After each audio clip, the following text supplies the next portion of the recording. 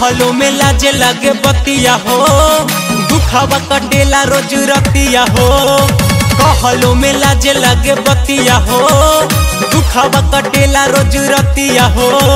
राजा जी हमारे जब करे ले चढ़ाई, चरी चरी करे कमजोर बपलाई। लगे टूट जाई है दहेजुआ पलंग करे चोए चोए। से जिया पर राजा जी से होला जब जंग करे चोए चोए। लगे टूट जाई है दहेजुआ पलंग करे चोए चोए। कहलो में लाजे लगे बतिया हो, दुखवा कटेला रोज रतिया हो। कहलो में लाजे लगे बतिया हो, दुखवा कटेला रोज रतिया हो।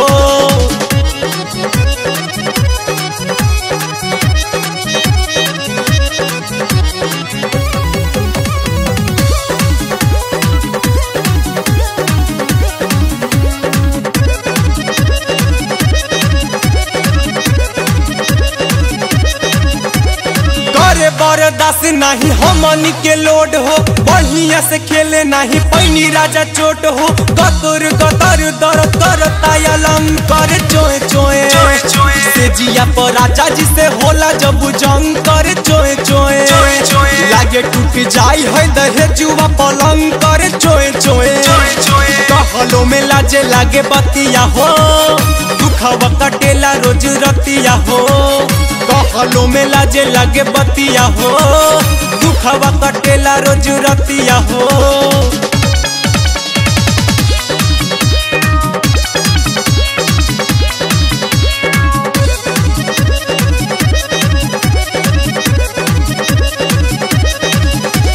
कपड़ा खोलल सब हो जाता दांड हो, पड़ता चटाई पर लगाव के जोगाड़ हो। सुते नहीं पाई हम राजा जी के संग करे चोए चोए। से जिया पर राजा जी से होला जब जंग करे चोए चोए।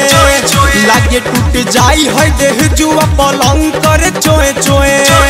कहलो में लाजे लगे बतिया हो, दुखवा कटेला रोज रतिया हो। कहलो में लाजे लगे बतिया हो, दुखवा कटेला रोज रतिया हो।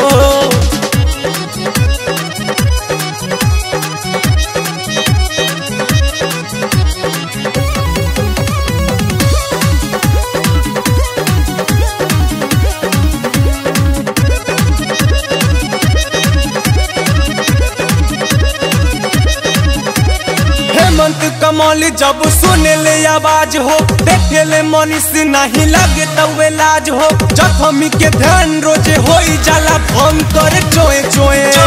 से जिया पर राजा जी से होई जाला जंग करे चोए चोए। लागे टूट जाई है दहेजुआ पलंग करे चोए चोए। कहलो में लाजे लगे बतिया हो, दुखवा कटेला रोज रतिया हो। कहलो में लाजे लगे बतिया हो, दुखवा कटेला रोज रतिया हो।